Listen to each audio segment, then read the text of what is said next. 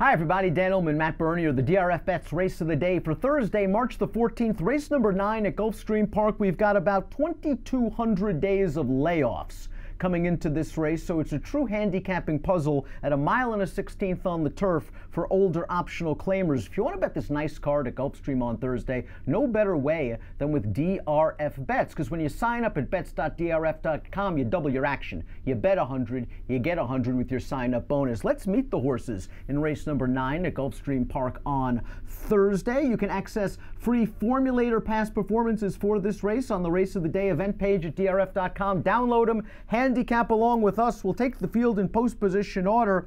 Matt, the number 1 is Renaissance Frolic. And Renaissance Frolic, a stakes winner, making his 4-year-old debut for David Fawkes. You can make the argument that he is going to continue to show improvement. Last time out, he was almost 100-1 against a really sharp Shug McGahee horse breaking the rules, who came back to earn a 95 buyer when second in a graded stake.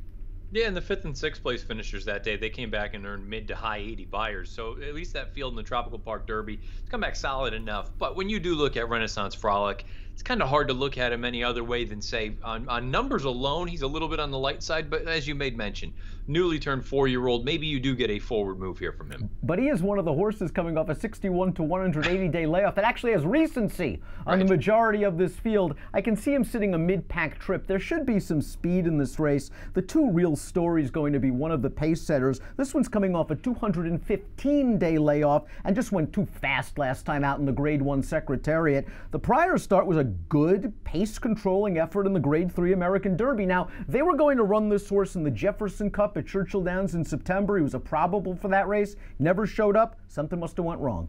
Yeah, and you know, the tough thing with a horse like this, I think he is the speed of the speed. I think he's going to go and say, come and catch me. The problem is, boy, you factor that layoff in. How much is that going to affect him at 1.16 miles? If we were going 7.5 furlongs, maybe I'd be a little bit more inclined to take a chance with a horse like this. I just think off this long layoff, I could very easily see speed and fade, and second time off the bench, he's a little bit tighter and ready to go. I wonder if the 3 Sand Dancer's a little bit dirtied up. You know, his best performance 3 starts back came in the Grade 2 Hill Prince when he was able to shoot out there on an uncontested early lead, and he finished second. In his subsequent 2 starts, he just drew terrible post positions, and he could never gain that forward position. Now, Joe Bravo, I'm sure, will try to have this horse closer to the pace. He was aboard in that pace-setting gambit in the Hill Prince, but with the 2 and the 7 in here showing speed, Sand Dancer may not be able to grab that easy lead that he might need to succeed. No, but the interesting thing is, if it comes out sort of the way that you drew it up, if the 2 does go and you can somehow park yourself just off the flank there, and if the 2 ends up coming up wanting, maybe there's a chance that Sand Dancer trips out in here. There's a part of me that wants to see him reproduce that Hill Prince, because if you take that out of his PPs, I don't think he's good enough to win this race. Ticonderoga returns off a 217-day layoff for trainer Chad Brown. You usually don't put sharp horses away unless there's some sort of physical reason. This horse had paired up 100 buyers in his last 2 starts. His last start coming in Saratoga in August, and then he went away. That's usually not a good sign. What is good for Ticonderoga is A, he has Chad Brown in his corner, B, he has fired fresh in the past, and C, although he's really kind of a dummy. You watch him run, he doesn't know what he's doing with his lead changes. He might be the most talented horse in this race, and he should get a good pace setup. I'd said that to Chad a number of years ago at one point, looking at this horse, I go, what's the deal? He's just kind of a dope out there. And talent is there. There's no question about the pedigree is there also. Obviously, his mom was Kirtana, but you just look at it and you go, I think his talent is going to outweigh everything here. I just think he's the best horse in the race. And from a running style standpoint, he should appreciate the pace that comes in front of him. The question is, let's just say, win, lose, or draw here on Thursday, what's the next step for a horse like this? Because I'm sure, you see he's a full horse, I'm sure they're trying to get some sort of a big win for him. That's the question for a lot of horses in this race. This is an intriguing betting race in and of itself because of all the layoffs, but some of these horses might need a race and might bear following down the road. Murad Khan, one of them, 280-day layoff comeback back for Murad Khan, who was last seen finishing second behind a sharp horse. O Dionysus came back to win the Cape Henlopen at Delaware with a 91 buyer. Couldn't really find the excuse for Murad Khan in that race. He set a good trip, I thought, pressing the pace, took over in the lane, was no match for the runner-up while hopping back to his left lead late. Blinkers off, first time Eddie Keneally.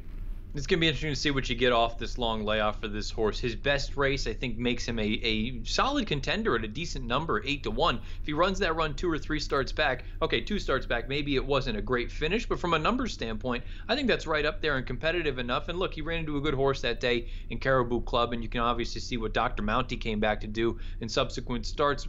If he's ready to go, he's interesting. Interesting to note that he did win at Gulfstream second off the layoff last year. Perhaps he'll need a start, but with the blinkers off, I expect him to be farther back, and I think that's kind of in his wheelhouse. Awesome Saturday comes back off a 257-day layoff. Loved his turf debut sprinting, and that race came off a long layoff at the fairgrounds, a race where he was out sprinted early going 5.5 furlongs, and he just weaved his way through traffic professionally and won with the greatest of ease. Off that race, he ended up favored against some pretty nice horses going 2 turns. It was a paceless race. He was wired by Great Wide Open. I wonder if maybe we can kind of be forgiving of that performance, but he's still going to have to prove that this is his surface. He is graded stakes place on dirt.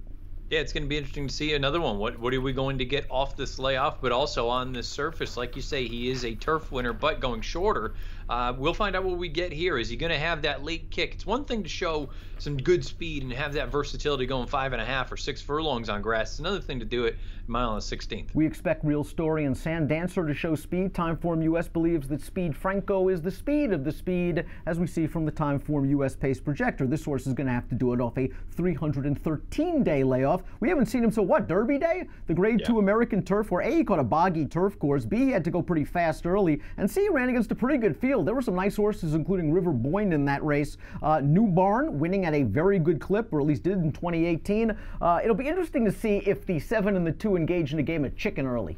I have to be honest, I like Speed Franco. Yeah. I've liked him for quite some time. He's an honest horse, and he'd shown some ability early on. The reason I disagree with the pace projector, because what you just kind of laid out, if the 2 is going to go, Speed Franco doesn't have to have the lead. I think he sits just off. He takes advantage of that sort of stalking gear that we know he has, and a horse like the 2 doesn't necessarily have that. I think his game is speed. I think Speed Franco sits just off, and if he's ready to go off this long layoff, I think he's live. We've got a millionaire in this field. We've got a multiple graded stakes winner, a horse that was entered on Kentucky Derby Day, unfortunately had to miss the race, and he hasn't run on turf since the Breeders' Cup Juvenile Turf of 2014. That's the 7-year-old international star returning off a 678-day layoff. I liked his last race way back on Derby Day 2017 when he was 3rd in the Ali Sheba. He has not been seen since. He's obviously had his problems. He can step on turf.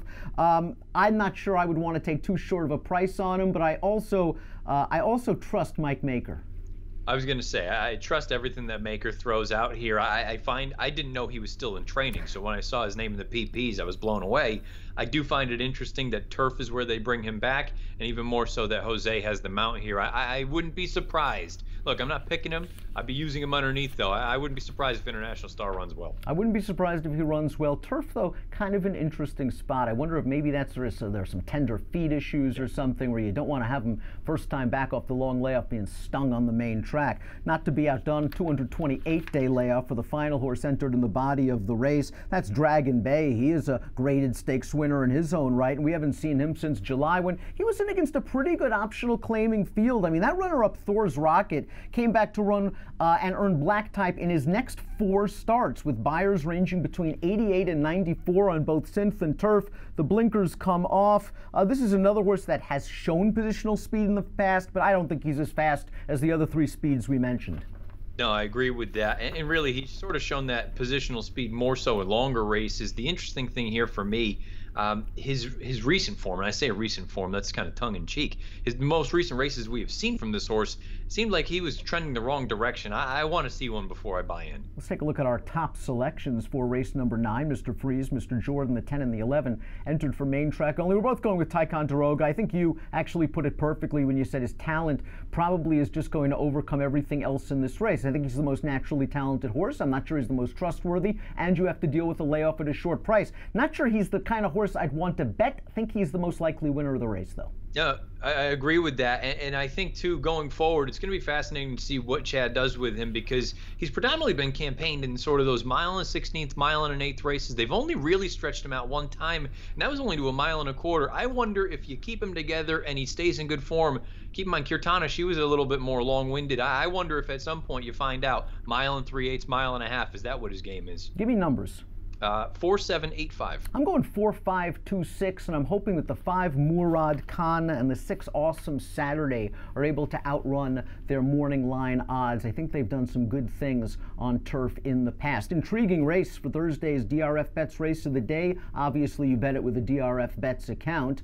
Sign up at bets.drf.com. Double your action. Bet 100, get 100. Approximate post time for race number 9, the Layoff Derby. 5:17 Eastern. Best of luck.